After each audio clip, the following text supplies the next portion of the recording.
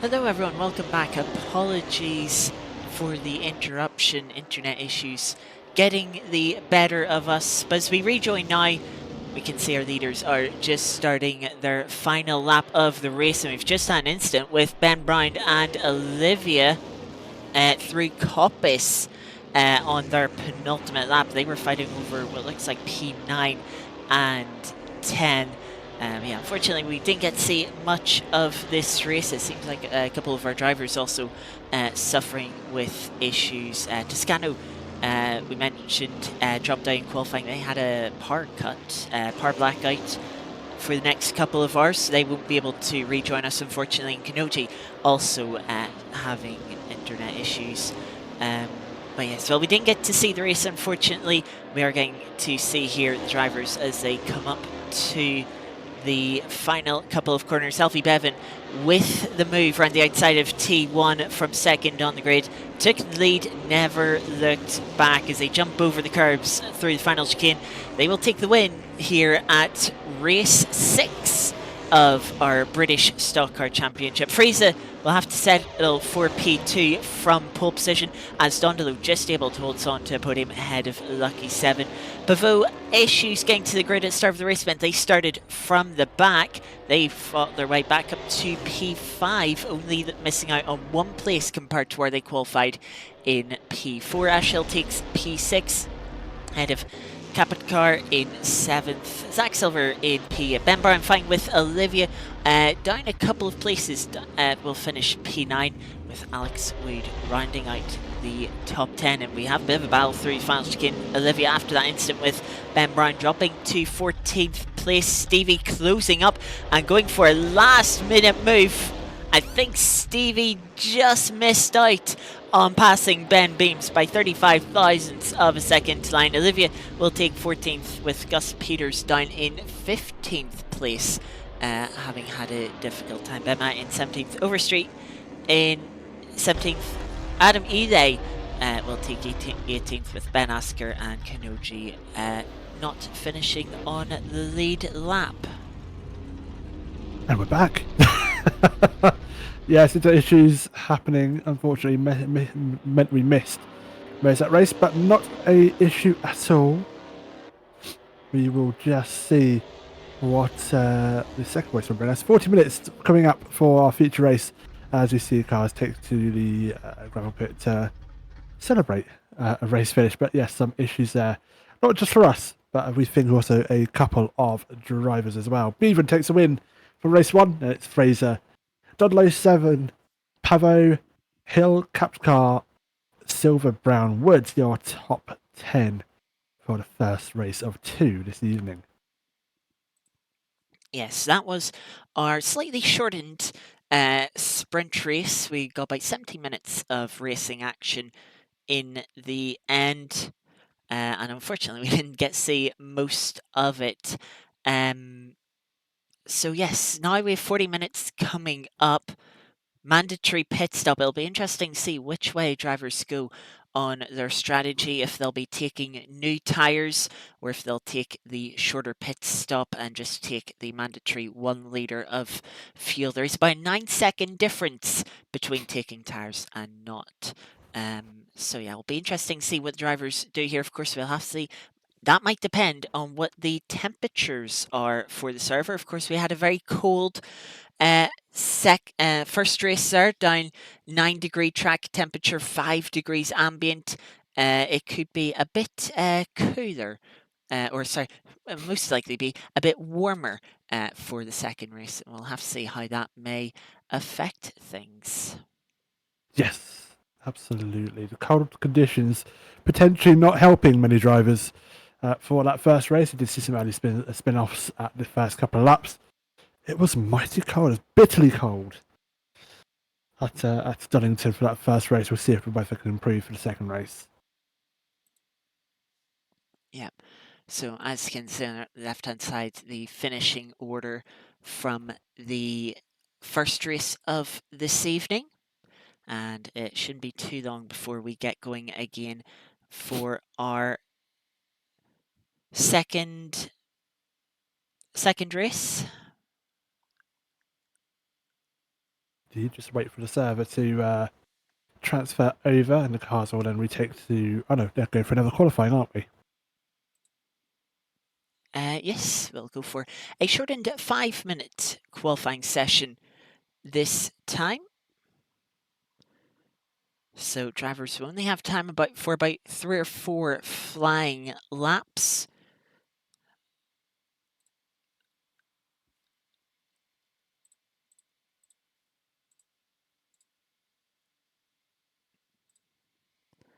But it'll be interesting to see. It seemed like in the first quali session, drivers struggled to improve in the second half of the session. Most of the times coming in at the start and then seeing a few improvements, but yeah, not many, not major improvements in the second half of the race.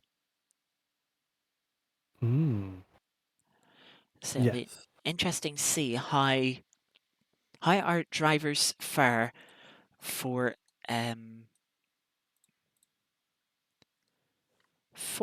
the shortened qualifying session.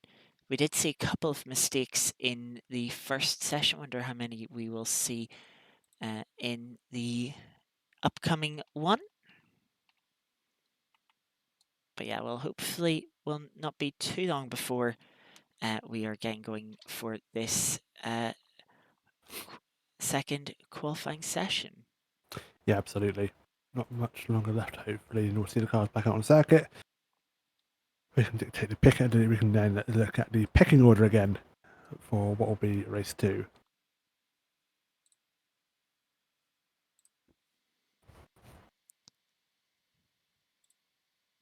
So getting pictures live from the track once more, hopefully this time uninterrupted through our second feature race. Hopefully no issues. That's like we had last week.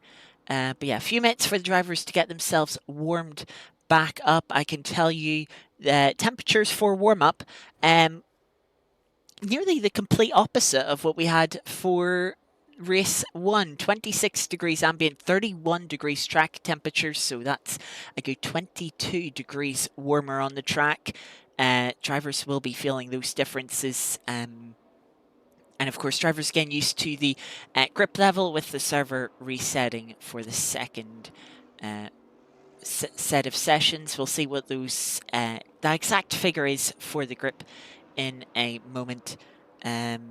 But yeah, maybe shall we go on board with a driver while they do some warm up? Let's go on board with Donington. Yeah, that's. As they jump their way through the final chicane, a lot of the first curb at the first apex, not as much through the second apex one, keep the car a little more settled as they come across the line. And I go on to a flying lap using that entry pit exit to open up T1 red gate a little bit, try and get on the bars early as you can. A little bit of correction there as the car just slid out from all the torque demand from these stock car engines through the corner curves. Little lift you can see there through the left-hander, then heavy braking, swing the car in to the old hairpin use, bit of the exit curb, keeping the car in third gear as well. Revs drop down a little bit low, but you get into the limiter in second gear. Using a bit of the curb on the entry to McLean's, gets the car turned in well. The car rear end just sliding the entire way. They try and pick the par up. Now into Coppice, again get the car in, love apex curb, gradually blend the throttle in, look at that as they get to full throttle, the car stepping out again, good bit of opposite lock to correct the car, correct the slide, and now down, final braking zone of the lap, heavy onto the brakes, turn the car in quite early, again use a lot of that first curb, not so much of second, it does kick the car out towards grass, little bit of grass usage there from Donlow, and they come across the line. This practice lap will be a 1:11.2, quite a far way off what we've seen in the first qualifying session. Let me just get you that time. It was a 1:09.9 from Alfie Bevan. So yeah, that 1:11.2 is 1.3 seconds off that time. And remember, Donlow was with in a 10th. And yeah, see them make a mistake into the old hairpin here as they continued on. You know what I have noticed? Look at the tractor. Yeah, very warm this time. indeed. It's going to increase a good on 30 degrees. Air temperature 26 degrees, track temperature 31. It's going to be a very hot race.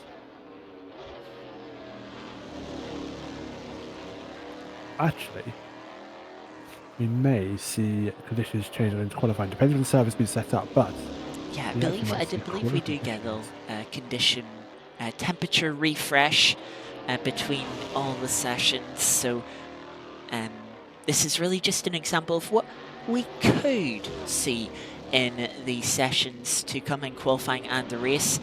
Doesn't necessarily mean we will see these high temperatures. It could flip-flop the other way back to what we've seen in the first race. It may go even higher. There is scope for the server to get even warmer before for qualifying and the race. Yep, indeed. So we'll see what happens. Time will tell, but the 5-minute qualifying will definitely throw the cat amongst the pigeons. It does tend to catch those quicker drivers out, not having enough of an opportunity to get the lap times in, and the opportunities being somewhat halved in qualifying. So it does occasionally shake up the order. We do expect to see those that were leading the race and qualifying up top of the grid to remain in those positions, but the jeopardy of a shorter qualifying session always creates that little bit of uncertainty. It does indeed. We've seen from Toscano in the first session just how easy it is to get a lap wrong, and we've seen from Donington they're making a mistake in warm-up. As said, the corner curves, corners that can be easy flat out in single file in most race cars, not in these, and we've seen them trying to go side by side in the first race, but yeah, that's definitely a place where the car can just step out from under you. Even around Starkey's Bridge, the two left-handers after the old hairpin, the car can start to slide around, especially as the tyres start to wear a little bit. It shouldn't be too much of an issue in this short qualifying session, but as the drivers push to the limit, it's just the last thing. With how close we see in the first qualifying session, even a little slide, even if you do keep the car on the track pointing the right way, that slide just costs you half a tenth. That could be 1 or 2 places on the grid. Yeah, absolutely. Well, as we said, we'll see who can capitalise. Have our answers hopefully in the next 5 or 6 minutes or so as cars go to the grid and go out to track for qualifying. Yeah, not long before qualifying session gets started, the shortened 5 minutes, drivers will get to see 3 or 4 flying laps. They may, if they're quick, have an opportunity to get a new set of tyres halfway through the session, but they will need to be quick. Let us see who is going to be first out of pit lane. It looks like it is going to be Gus Peters leading the field away for their warm-up lap. Temperatures coming down a little bit from the warm-up session. 15 degrees ambient, 21 degrees on the track. Yes. I feel like another thing worth pointing out that we haven't talked about too much, of course, Donington next to an airport, we can see how open it is. Wind could have quite an effect around here. The wind not too high. I think it was 13 kilometers an hour in the first race, but down to 4 kilometers an hour. If that picks up again for the race, that could make things a little more difficult for the drivers. Yes, could be. The warmer track temperatures will help. That's definitely for certain. Racing and qualifying in temperatures of in single figures are never going to be helpful for a car that doesn't have any downforce but relies on a lot of mechanical rep from those big wide tyres. If they can get temperature into them quicker, they can maintain the temperature as well. That's going to be a world of difference. I mean, surprisingly, or maybe not so surprisingly, because these cars lean on the tyres so much, they can actually overheat the tyres quite easily, and the lower temperatures can help mitigate that a little bit. But as we see now, Gus Peters on their opening flying lap. Let's jump on board with them as they come down the corner curves again, taking that lift there that we've seen from Donington into the old hairpin. Doesn't seem quite as committed as Donington was, as they now fire the car up past Starkey's Bridge. towards McLean's. Not using the curb on the entry to the braking zone here. Gets the car turned in, maybe struggling with a little bit of understeer, not having the same snap of oversteer that Donlow did in warm-up. Now into Coppice, so we're turning the car in a little bit earlier, but running the car very wide in the mid-corner. Has to take a little lift there on the exit, not to run wide onto the grass. Now down towards the chicane. Final braking zone of the lap. Gets car in, not using too much of the first curb, not using too much of the second, but was a little deep, tight line on that curb. And on the run to the line now is being closely followed by Ashhill, who goes 4/10 quicker with a 110.6 pivot. Goes a little bit quicker, but let's go down to see where our pole sitter from the previous race will set. A lot of cars in front of them setting lap times. Alfie Bevan missing out by half a tenth on Pavot's time. Over the curbs for Friese.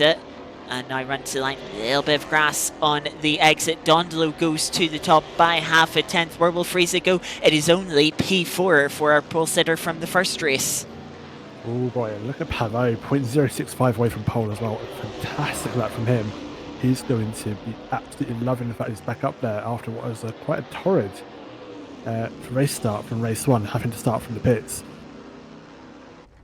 Yeah, was indeed. Our drivers going round for more laps. Alfie Bevan quickest in the first sector now. Purple sector up towards Coppice. We'll get a bit of slipstream too from a car in front of them, trying to pick out who that is.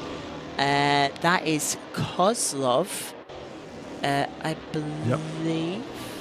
It was indeed. Nice, obviously, not that it's helped them through the second sector. It's a personal best. They are still down the pole lap time. As it stands, we'll go through the final sector, through the final chicane to start finish. What will be for Alfie is pole. Wow, that's by a substantial amount. That actually did help him in the end. Purple final sector, much quicker than anyone else's final sector. Friese takes purple sector one, not improving in the middle sector though. Can they find anything? They improve in the final sector to bring themselves up to P2. Donlow improving as well and is now 12 thousandths slower. These drivers will get one more lap. There's a car off, that's Ben Brown. In the runoff, he'll be starting 11th at best. Stevie Bean having a little instant here with Gus Peters at the far end of the circuit, so they will not get any more laps in. Let's see, is anyone improving up and down the grid? I'm seeing a lot of yellow on the timing screen. Let's head to Ashhill, who will be next driver to come across the line. Might even have time for one more flying lap. They will do so as they come out of the chicane. The only driver to get an additional lap. They come across the line. They improve in the final sector and up to P5 for them. Zach Silver next across the line, not improving in the sectors. And that will be the end of their session. Ashhill comes to the pits, will not use their final lap. Let's see, Capcar struggling to put a lap time in. They come up to 9, they'll bump them up to 17th, but it's only 17th after qualifying in P9 for the first race. And Alex Wood will be the last of our drivers to finish and will come into the pits, abandoning their final lap. And here is our grid for the second race. Is Alfie Bevan on pole from Fraser, and Fraser getting that lap time in. It was already in second, but improved the lap time, not close enough to get to Alfie Bevan, 0.120 of a second away. Donlow third, Pavo fourth. Pavo going back into fourth, then same to he started last race. Let's hope it is going to be a pit lane start, and he would actually remember to click drive to go to the grid. Hill fifth, Seven sixth, Peter seventh, Silver eighth, Adam Ely ninth, and Bain in 10. There go Brown, Beams, Kanoji, Akpov, Olivia, Wood, Capcar, Overstreet, Myatt Scott, and that is your 20 cars. Actually, 19 cars. Actually, Scott, you're not taking to the grid this time, are you? Hopefully not. Hopefully not. But yes, not long before we get going for the second race here, drivers will have a little moment to set up their strategies, and it won't just be the setup and the fuel they're running, their tire pressures. They'll also need to set up that pit stop strategy. Do they change tires in the middle of the race? That is the key question. How will safety cars play into it? Safety cars played a major part in our first feature race at Croft for the opening round. Will they do so again here this week? Only time will tell as we wait for the drivers to grid up, hopefully, pretty soon. Indeed. Once again, some folding start for the safety car. I'll do a lap and lead the grid around for one formation. That will go green for 40 minutes worth of racing for the final time this evening.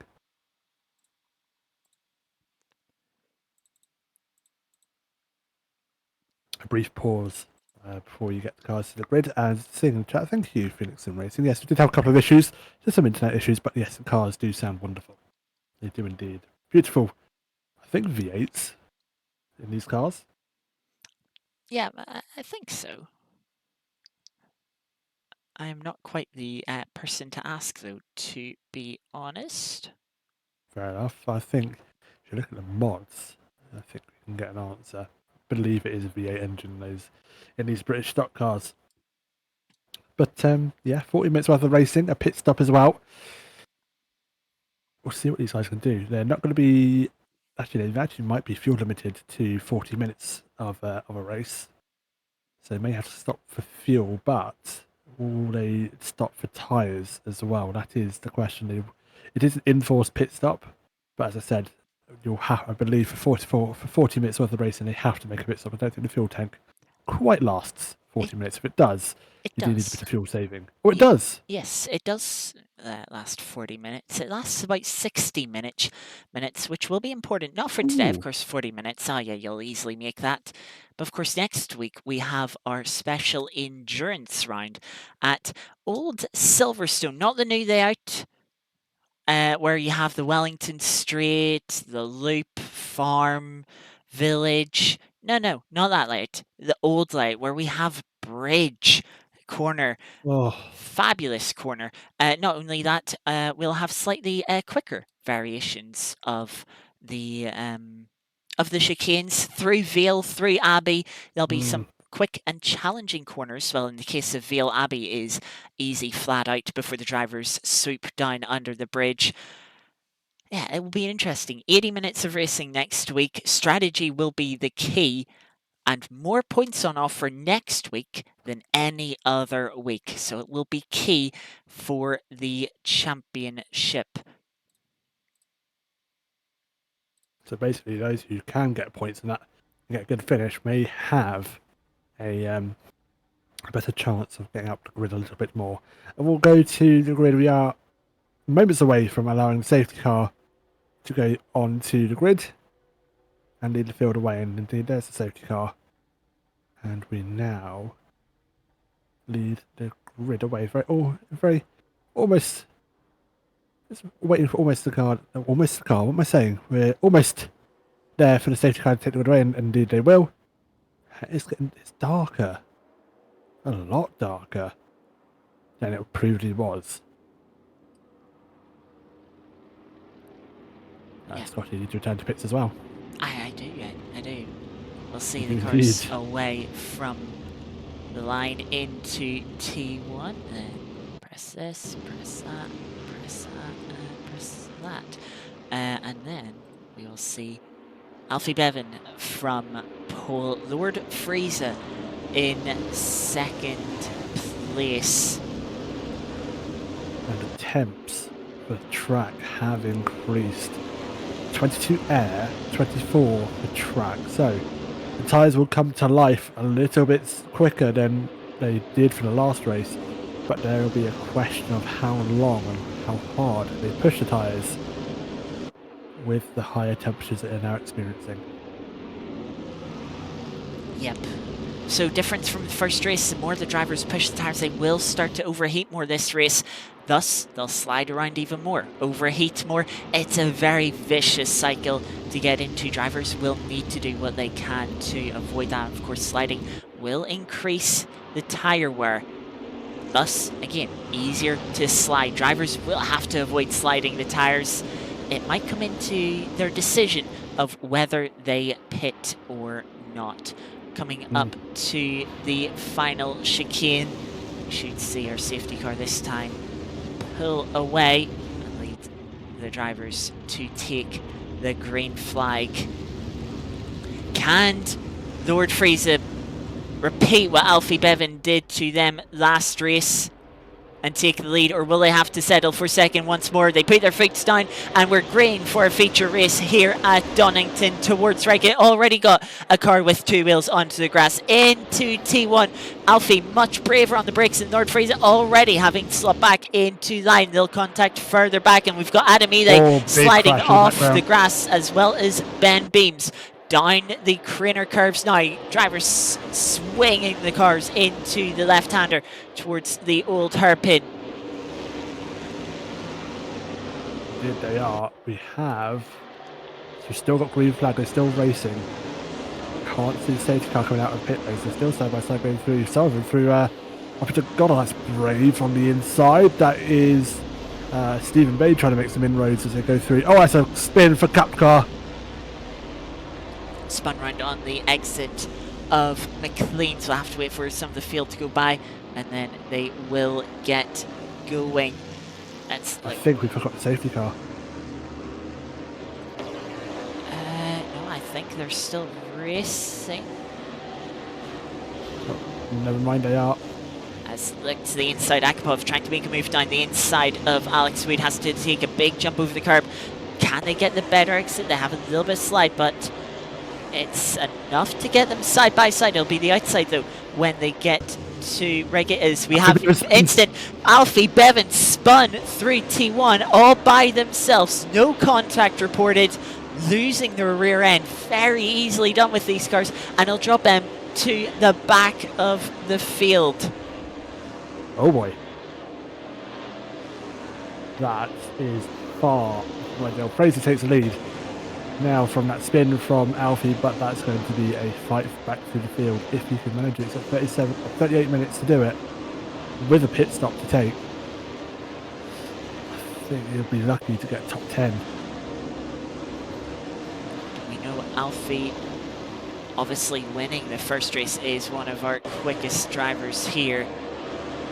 If there's someone who's going to get themselves back through the grid, it will be Alfie, down in last place on lap 2. Let's jump up to the front of our field, see how close it is as we see Fraser cross the line, and that's a spin for a car in the background. That's Stevie Bain spinning towards the pit entry and will come into the pits to take their mandatory pit stop. This is very early to be taking it, but might have a bit of damage. Well, they want to repair, and Kanoji spun facing the wrong way as well. I'm not sure if that was involved with Stevie Bay by any chance, but they do get going once more. We'll see Zach Silver actually get past Ben Brown actually. Is that Ben? Who's that? Zach Silver's one. That is Peter's going very wide. I think Zach did manage to get past Ben Brown, and Ben Brown's going to try and get past I guess Peter's actually moved done straight away. Look at that, Gus Peters just had to take the tighter line to give Ben space on the outside, and the slide that it caused, you know, that's just going to help overheat those rear tires, and Gus will now be struggling for a little bit with the rear end. Could be struggling for the rest of the race if it is bad enough, but yeah, disaster for him as Kanoji makes their way to pit exit, also taking their mandatory pit stop, and is not far from being a lap down. Again, it looks like our closest 5 of the field. Lord Frieza trying to break away at the front, but Dondolo in the slipstream, just keeping up. Pivot with a bit of a slow lap there, 11.6, over a second slower than our 2 leaders, 0.8 of a second slower than Lucky 7 behind them. Now coming under pressure, you can see in the background here, Lucky 7 right under the spoiler of Pivot. We're trying to put that pressure on, trying to make a move, but as we said, very difficult to make moves around here.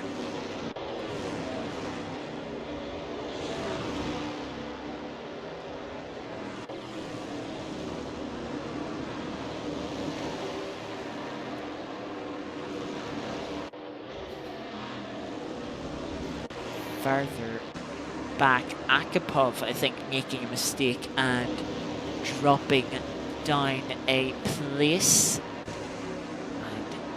Ely, as the field starts to spread out a little bit. Alfie Bevan still 7 seconds behind Stevie B, and I think Alfie Bevan has gone for an early mandatory pit stop. He has indeed. So Stevie, Alfie and Kanoji at the back of the field. 17th, 18th, 19th only cars to have completed their mandatory stop yet. They'll be hoping for a safety car to bring them back up to the field and jump ahead of some people when they come in for their stops. Still, our closest battle is this battle from the field. Donington keeping the pressure on Lord Fraser. Let's jump on board, looking over the rear spoiler of Fraser. See how Donington is applying that pressure.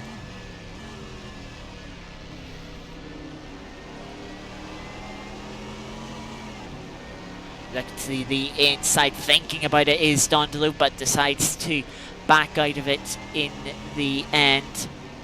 Will compromise their exit here slightly, otherwise the slipstream could have been pretty good, as we have some fighting further back. Chris Overstreet being passed by Cus Peters, who's now up to Pia, and Overstreet on a very tight line there is going to give the run to Alex Wood, and Alex Wood is going to take P9 from them before they even get to the final chicane. Overstreet late on the brakes, nearly gets back to the inside, not quite able to, as Pavot now, fastest lap of the race, closing up with our two leaders as they head through Red Gate now.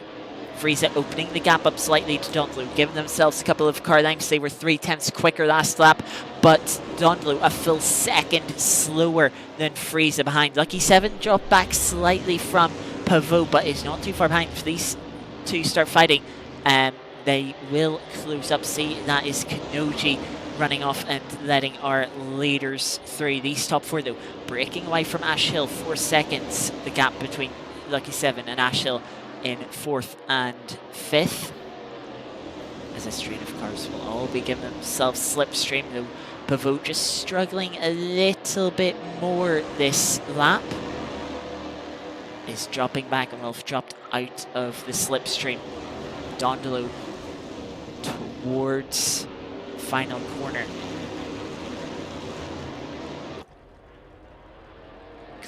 Closing back in again, but still is not close enough to make a move there. You can see personal best lap gained, nearly 3/10 on Friese, and is starting to reapply that pressure. Lucky 7, bit of a poor lap there. Drops back from the leading trio. Adam Ely setting a decent lap in the field at 1:11.0. That is the 4th quickest time set last lap. So Adam Ely showing some pace down in P11. They're trying to catch up to Chris Overstreet to get themselves into the top 10. But we keep our eyes on this leading battle at the moment. Starting to open up again. Donington dropping back from Friese this lap. The gaps just sort of pendulum. They close in one lap, and then the next lap they open out again. Drivers just struggling for consistency a little bit, struggling to hold that pressure on as a little further back. Captain Car losing a place to Ben Mai, as we see that's the car, that's Kanoji running out wide again to that leaders 3 as they drop a lap back.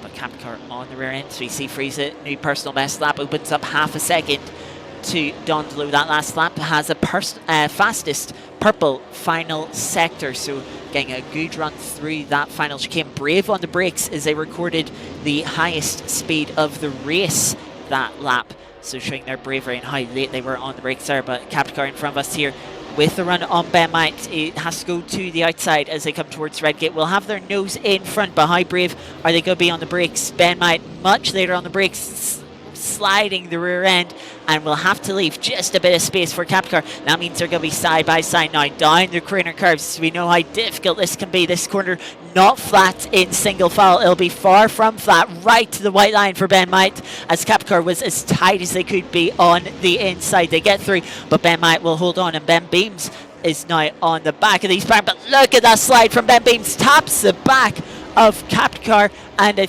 think that has sent them off into the runoff.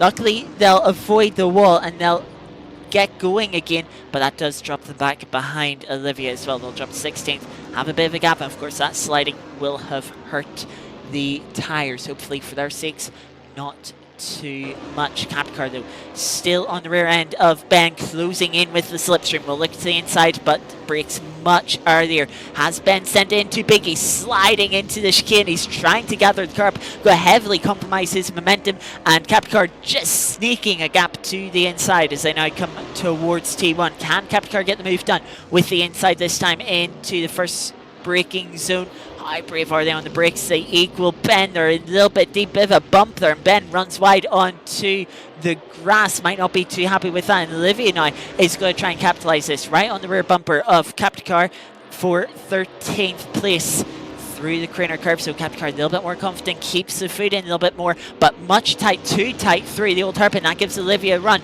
Olivia trying to find a gap, but the gap isn't there. Door shut firmly in their face, and they have to back out of it as they head towards McLean's in the braking zone. A little bit to the inside for Olivia, but not close enough to make a move. Up now towards Coppice. All about getting a good exit here. You can use the slipstream. Olivia, tight line on the exit, isn't going to get the move. Isn't going to be close enough to think about a move. Further up though, Pavot has dropped back a little bit more from our two leaders, which have spread out themselves a second and a half, separating first and second, as well as second, third. Lucky 7 though, closing up to try and take the final podium position, putting the pressure back on Pavot as they head into McLean's. Remember, we haven't had any safety cars yet this race. Will we get one later on?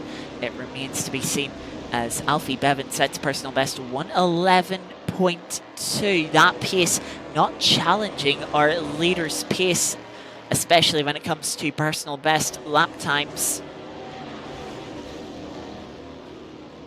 No, absolutely. Apologies for stepping away there. Back with the common space. We see it's definitely sort of pressuring Pavot. That's a illustration, pressuring Pavot for position.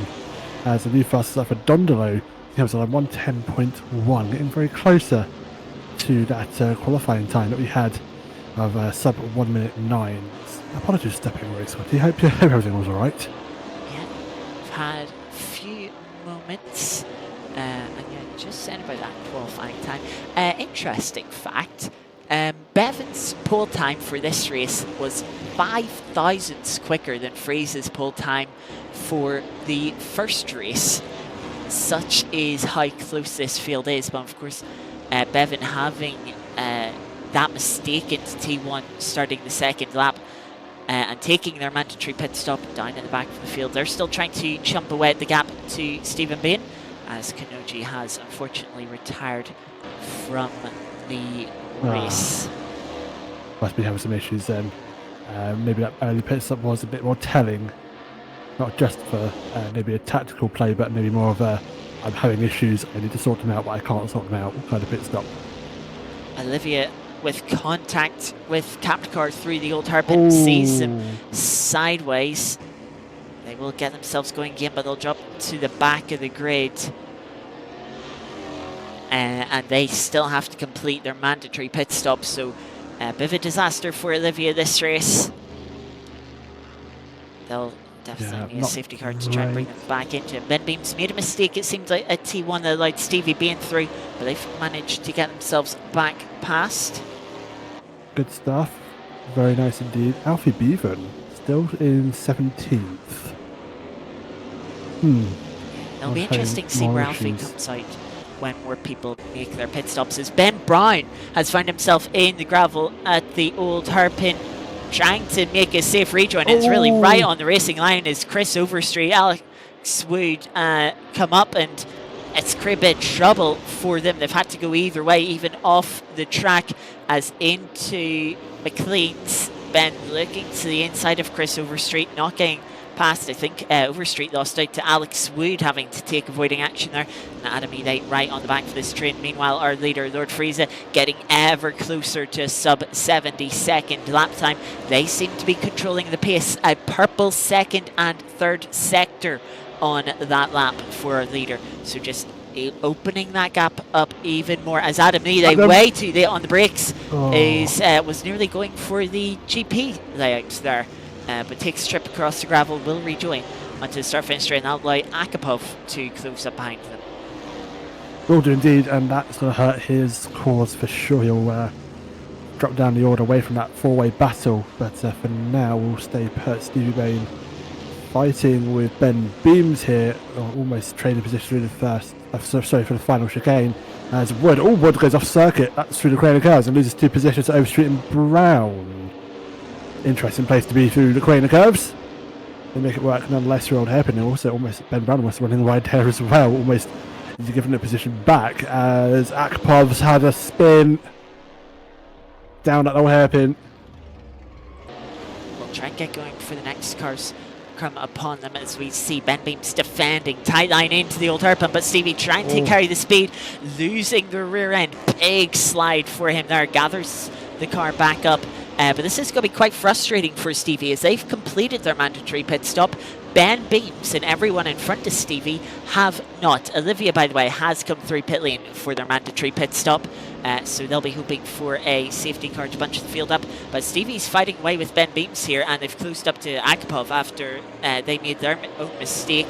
Alfie Bevan, as you can see, has also caught up towards the chicane now. Stevie being on the inside, later on the brakes, trying not to run into the back of Akpov, just to bypass the car up, but not enough to stop them from sliding across the gravel. We'll go over the sausage curbs, allow Ben Beams back through. Alfie Bevan not quite close enough to make a move there. And look at that lap time, 112.5 from Alfie Bevan. That is 2 seconds slower than our top 4.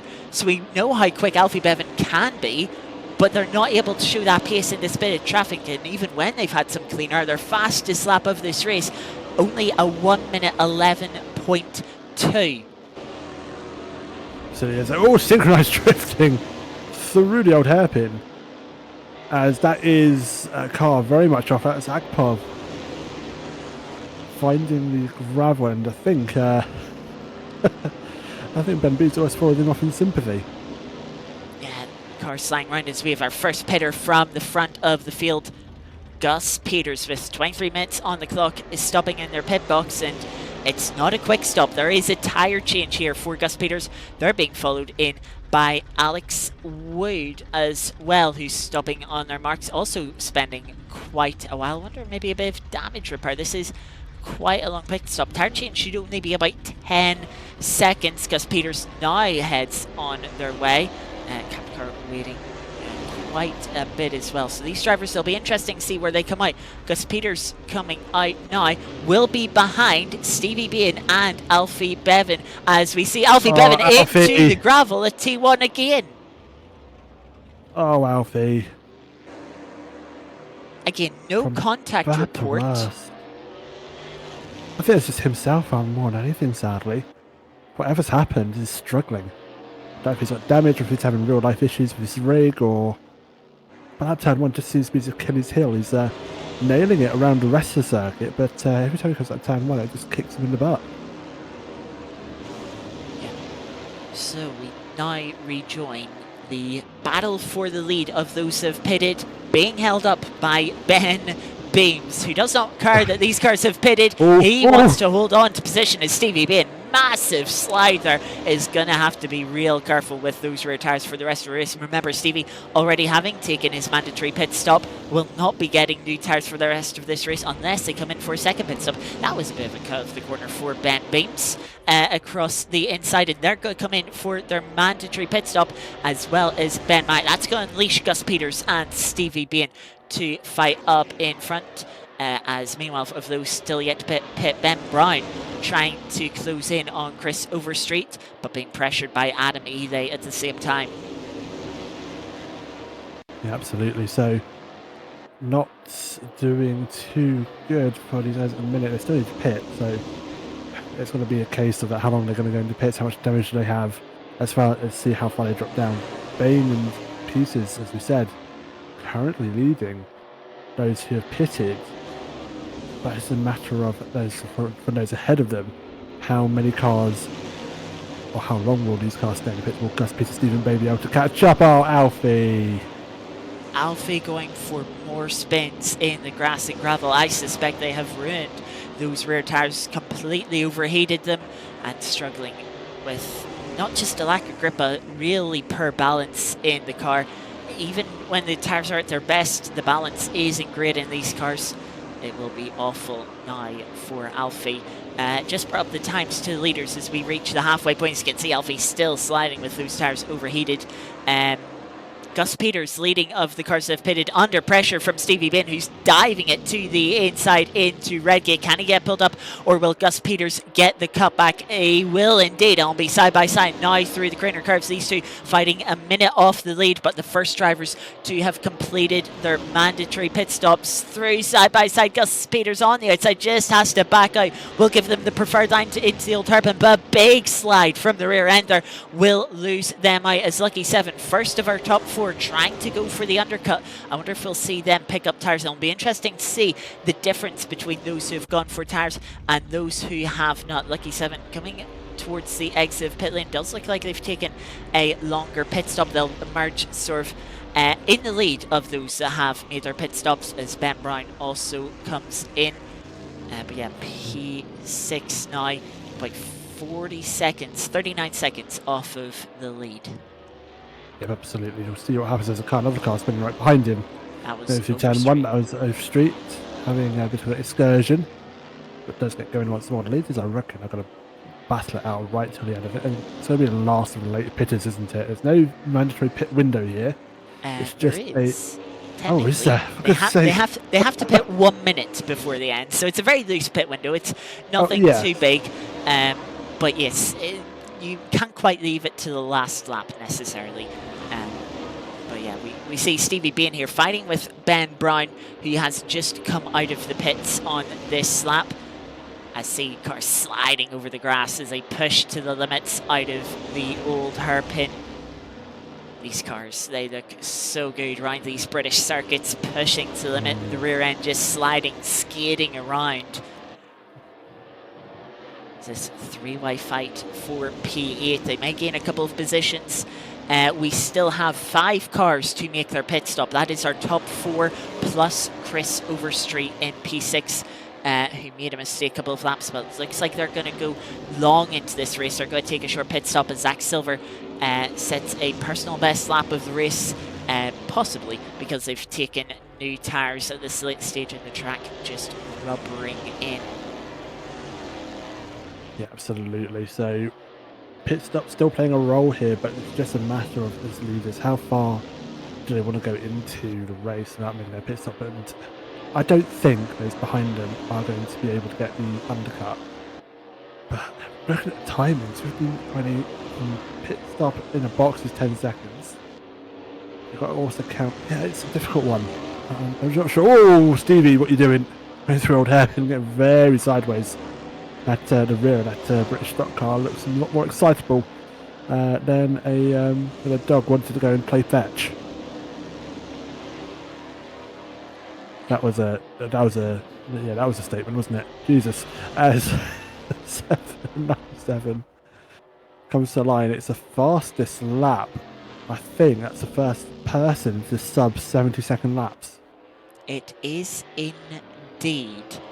So Lucky 7 using new tyres to their advantage. They'll be hoping for a safety car really to make the most of these tyres. But whether we'll see one, we don't know. The race has been, we've had no safety cars so far. We've had a couple of small offs, drivers making their own mistakes, but we've seen no big instance. So it is unlikely that we'll see a safety car. Dondlo from second place, pitting, maybe trying to undercut for the lead. And it does seem like they're going to go for a new set of tyres. Very good. We'll see. Oh, it's actually in that pit box for longer than 10 seconds, actually. That is a very interesting pit stop. We might have had a bit of damage as well. It felt like longer than 10 seconds. I think that's a bit short. I wonder if there's some people that are fueling up more. If you go 50-50 on the fuel, you're actually, your time in the pits is fuel limited, and it'll be much longer. I think you can only get about 15 litres in for 10 seconds, as Alfie Bevan, having taken a second pit stop, now puts in a new fastest lap for the race, 1 minute 9.6, much quicker than what we've seen in qualifying, as we see Ben Meems here with issues through the old hairpin. Indeed, being lapped, I do believe, as well. As a leader now in the pits. So this is the key thing. Lord Frieza into the pits. It looks like they're going to take a new set of tyres as well. Stopped in the box. It was 27 seconds in pit lane for Dondolo. How long will it be for Frieza? We look at Dondolo, but we need to look at Frieza here to see the pit time. They come to the pit exit, 26.4. That was 0.6 of a second quicker. Ash Hill will get to the inside, but Dondolo a few seconds back. It looks like the undercut hasn't worked out for them, but Lord Frieza caught up right behind Ash Hill, who is yet to make their mandatory pit stop. That could back Frieza up into Dondolo.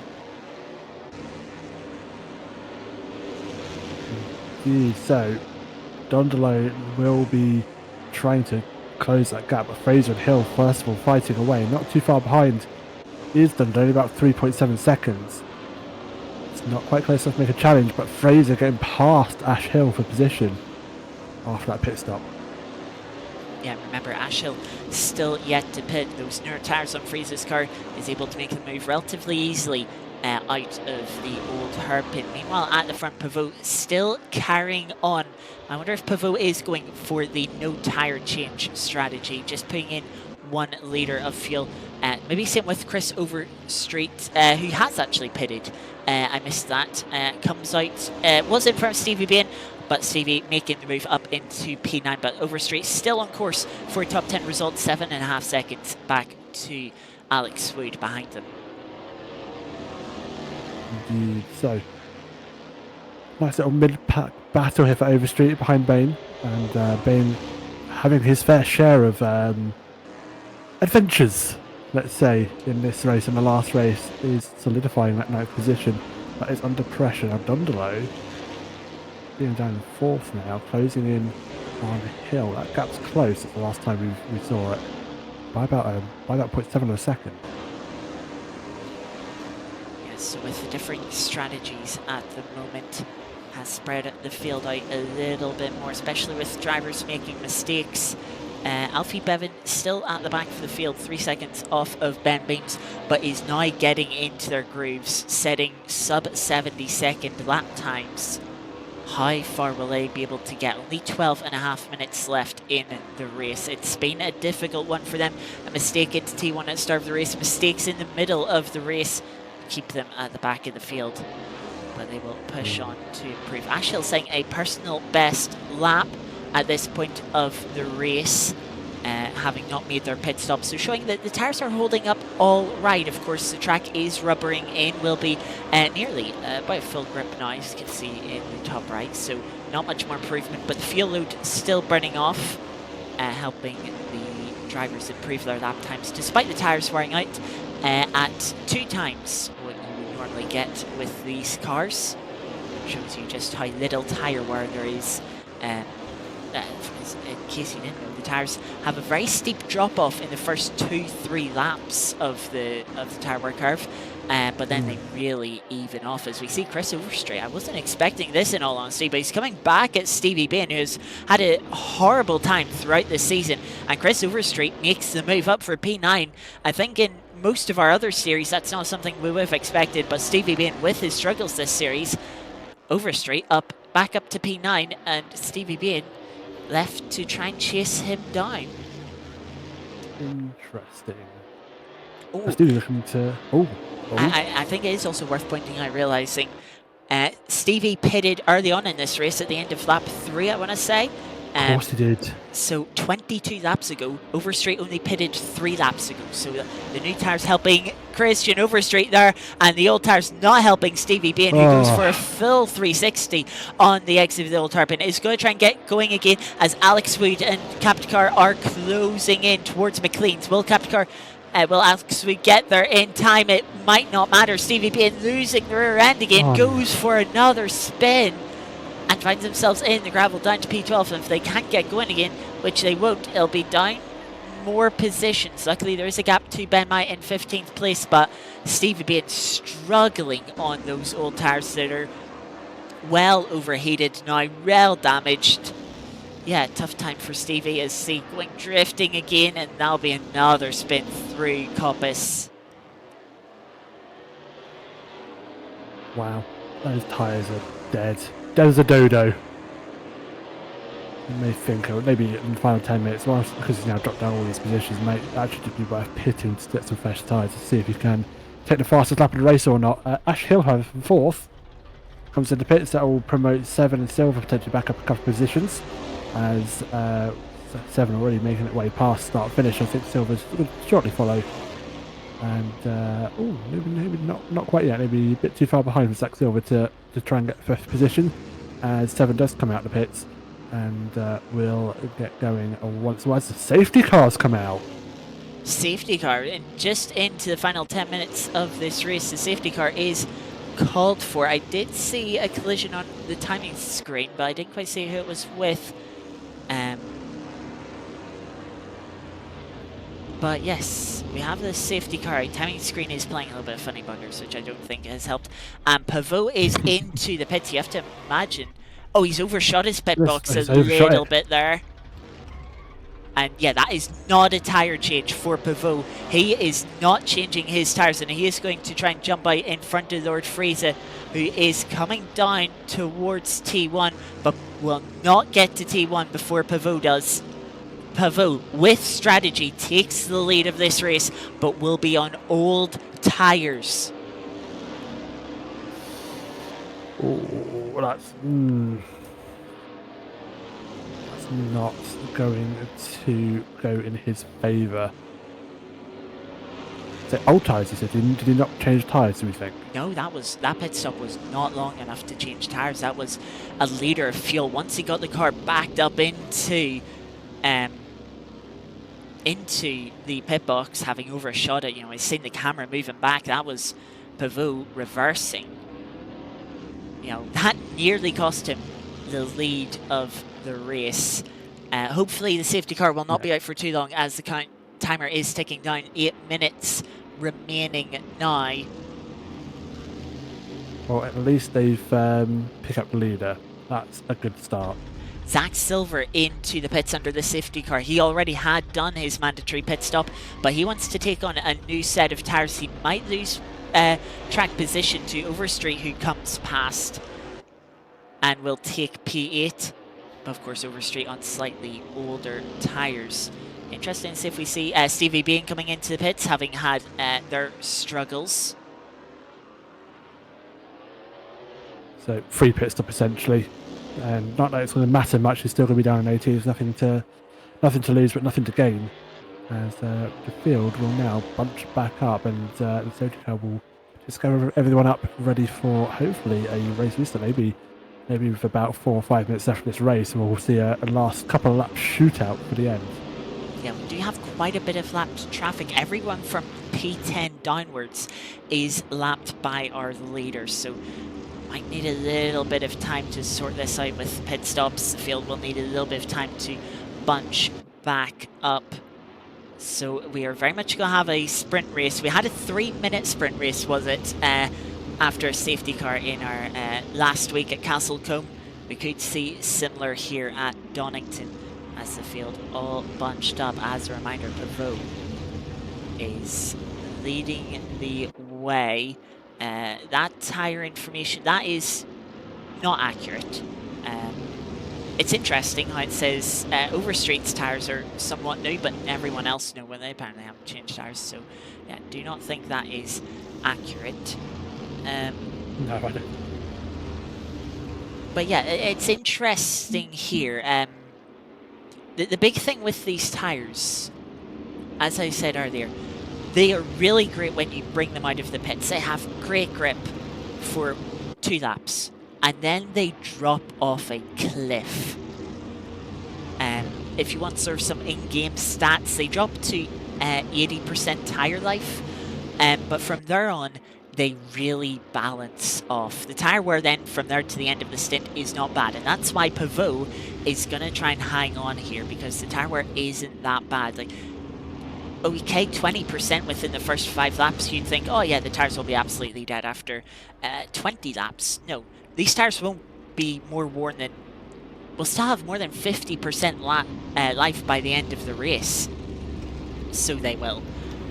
Just that initial drop-off after a couple of laps is so severe. And of course, Fraser, Dondolo, they pitted 8 laps ago. They've gone through that initial drop-off. They're not going to have that real massive grip advantage that you get at the start of the stint.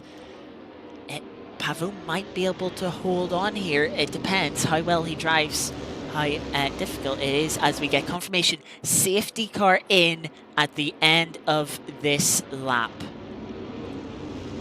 Cool. We are about to go racing once more. We shall just take stock and await for the next couple of corners, or about I say couple of corners, that's the few corners actually. It's the field is now pretty much caught back up with each other. Yeah, and I'm just going to do this thing here to show you what the order's like. We have first and second, 3 lapped cars. Third place, Dondolo. Monkey. Adam Ely, lucky 7 then. They're 14th, 15th, 16th. Before then, the rest of the field, if we jump back down, the colours will inverse here. But you can see lapped traffic well mixed within this pack. And with the little time we have remaining, we will not be filtering it out. The drivers will have to deal with it for the rest of this race. As we get into the final stint, here is the progression. Chris Overstreet with a brilliant race, up 10 places. Ben Brown up 5 places. Alex Wood, Capcar up 6 places each. Alfie Bevan, the real loser, down 15 places. Stevie Bain down 7. As Ben Beam's down 6. I've had tough times. Adam Ely down 4 places in a race where more people have gained places than lost. But out of the final corner now, the drivers bunching up, coming to the line. And the safety car is in, and we are away for the final 3 minutes of the race. Pavot defending down towards turn 1. As Lord Fraser is going to try and attack on the new tyres. Dondolo stuck in traffic. It's going to be awkward as these drivers fight amongst themselves. Alex Wood, of course, will be getting no better than P10 being a lap down. But the field down the Craner curves into the old hairpin.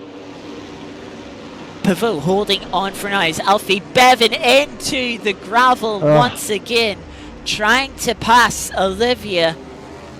Will drop to the back of the field. Unfortunately for them, it's just been a day to forget. Further up now, we can see Ashhill trying to fight their way through the traffic, as well as Dondolo, who has got past Alex Wood, and trying to get past Alex Wood there is Adam Ely, trying to take advantage of that, and has done so, got themselves into top 10 position. And Capcar is going to try and take advantage as well with the slipstream down towards the chicane. To the inside, will back out of the move and will try and get an exit, but slide over the curb. It'll compromise their run, and they're going to get passed by a car on the lead lap, as Stevie Bain, I think, has had an issue and is being passed by Alfie Bevan into T1. Olivia trying to figure out which of these cars are lapped and which aren't is really difficult. Zach Silver facing the wrong way at T1. It's going to drop down to the last of those on the lead lap. Luckily for them, that is only P9. Chris Overstreet is the beneficiary from that. But up at the front of the field, Fraser still trying to close in on Pavot, but has dropped back a few car lengths. Trying to catch his knees. It'll be now or never. Closing moments of this race. The tyre disadvantage for first lead today. Lucky 7 into the gravel from P4. They've been having a good race, but they'll get going again. But they've dropped all the way to P7, and there will only be one more lap of this race. Look at the train of cars behind Ben Brown. Not all of them are for position. In fact, most of them are these cars that are the lap down. Look to the inside. That's the number 37 car. That's the car going off for a spin. That's Capcar spinning out of the final chicane. They'll drop down the order a little bit. As they go on to the final lap, they'll drop down to 15th place. Ben Mike will try and close up as Overstreet and Zach Silver are fighting into T1. Overstreet on the inside, Zach Silver much deeper on the brakes on the outside, trying to hang it the long way round, but it's got Overstreet back on the inside, but has the momentum, will pull clear before the Craner curves. It nearly will P1 and 2 still reasonably close to go, 0.7 of a second. I don't think it's going to be close enough for Fraser to make a move on what is now the final lap. It will have to be a very bold move, and Pavel will have to get a shocking run through this corner here of Coppice down onto the Starkey Straight. That'll be the Starkey chicane to finish the lap, and it will be the final opportunity. Fraser's not close enough. They both got to the brakes. It's going to be Pavel for the race win. Old tyres, old issues, but no issue here for him. It comes to the line. It's the win for round 3, race 2 of this championship. Fraser second, Donnelly third. We Hill fourth, very closely followed by Brown, and then Peters 7. What could have been for lucky 7 in 7th? We'll finish in 7th. 7 will finish in 7th. I like that. Silver 8th, Overstreet 9th. Adam Ely and all the positions down from 10th have already seen a checkered flag from being one lap down. The only other car not to see a checkered flag is Stevie Bain, who is still going, just going through, I believe, Coppice on the back straight. You see him in the background, the far right hand side of the screen, adjusted the distance of the come to the final chicane, and he will see the checkered flag for the final time today. Is weaving across the line. As he notices on the stream, he's only showing off, and then has a spin for good measure.